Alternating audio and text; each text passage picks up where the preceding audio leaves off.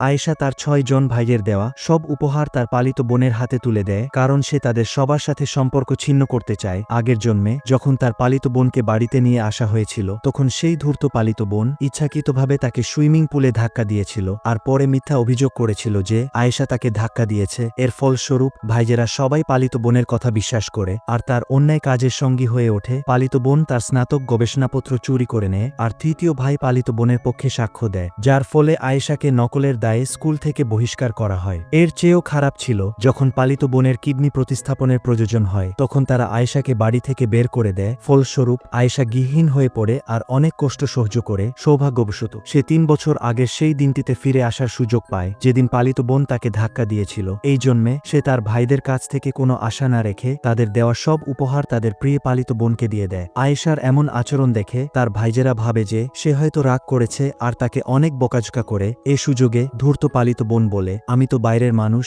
আমি কি করে এসব নিতে পারি? তৃতীয় ভাই বলে, তোমার জন্য আমরা নতুন উপহার কিনে দেব, কিন্তু অন্যের ব্যবহৃত উপহার নেওয়া উচিত নয়। ভাইজেরা আয়েশাকে আরও বলে যে সে যেন পালিত বোনের মতো হতে চেষ্টা করে। ভাইদের সাথে সব সম্পর্ক শেষ করার জন্য আয়েশা সবার সামনে ঘোষণা করে যে সে এই উপহারগুলো পালিত বোনকে দিয়ে দিচ্ছে আর তারপর আর ফিরে না তাকিয়ে চলে যায়। দ্বিতীয় দিন ১০০০ ডিগ্রি জ্বর নিয়েও আয়েশা স্কুলে যায়। স্কুলের গ্রুপে সবাই তাকে দুষ্টু বলে গালিগালাজ করছিল, কারণ তারা ভেবেছিল যে সে ইচ্ছাকৃতভাবে পালিত বোনকে ধাক্কা দিয়েছে। আয়েশা এ নিয়ে কোনো তর্ক করতে চায় না। যখন একজন ভাই তার অসুস্থ চেহারা দেখে তার কাছে যেতে চায়, তখন আয়েশা তাকে ঘৃণা ভরে এড়িয়ে যায়। পালিত বোন যখন জানতে পারে যে আয়েশা অসুস্থ, তখন সেও অসুস্থতার ভান করে। এরপর ভাইজেরা পালিত বোনকে বিশ্রাম নিতে বলে আর আয়েশাকে তার যত্ন নিতে বলে। এমনকি তারা আয়েশাকে এও মনে করিয়ে দেয় যে তাদের বাবার জীবন বাঁচানোর জন্য তার যত্ন নেওয়া উচিত।